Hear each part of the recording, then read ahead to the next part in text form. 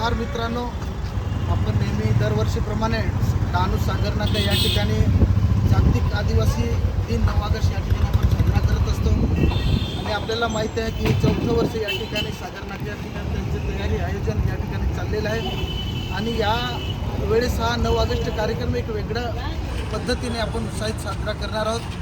त्याच्यामध्ये आपल्या आदिवासी समाजातील वेगवेगळे कला नृत्य हे आपण आतापर्यंत बघतच आलेलो होतो मित्रांनो, परंतु यावर्षी समाज क्षेत्रामध्ये आदिवासी समाजामध्ये असे अनेक समाजसेवक आहेत वेगवेगळ्या क्षेत्रामध्ये जाऊन काम केलेलं आहे। त्यांचे देखील या ठिकाणी आपण याच मंचावरती आपण त्यांचं स्वागत आमदार निकोले साहेब यांच्या हस्ते करणार आहोत।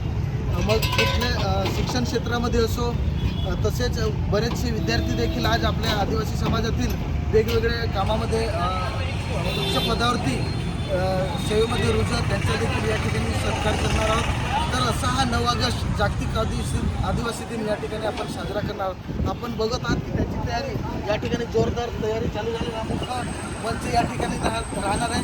त्याचपर्यंत या साईडला जे आपले गेस्ट सांस्कृतिक कार्यक्रम यूट्यूबचे कलाकार पालघर जिल्ह्यातून त्यांची या ठिकाणी व्यवस्था करणार। पुढे तारपा चौक आहे तिथून हा कार्यक्रम सुरुवात होणार आहे आणि खास करून या ठिकाणी मी असं सर्व तमाम जे मित्र परिवार आहे आदिवासी आहेत स्थानिक भूमिपुत्र सर्वांना या ठिकाणी आवाहन करतो की 9 ऑगस्ट हा जागतिक आदिवासी दिन आपला सर्वांचा आणि हक्काचा हा कार्यक्रम आहे। म्हणून आपण सर्वजण या ठिकाणी या डहाणू सागर नाका तारपा चौक या ठिकाणी ठीक 10 वाजता तुम्ही या ठिकाणी सामील होऊन या कार्यक्रमाची सभा वाढवायची आहे। आणि वेगवेगळ्या शाळेतील देखील या ठिकाणी आमच्याकडे शिक्षकांचे बरेचसे फोन आलेले आपले सांस्कृतिक कार्यक्रम शाळेतील विद्यार्थ्यांचे देखील आहेत। जर कुणाला करायचे असेल तर कार्यक्रम अजून 2 दिवस आपल्या हातामध्ये त्यांनी आमच्याशी संपर्क करावा आणि आपला सांस्कृतिक कार्यक्रमाचा सहभाग घ्यावा।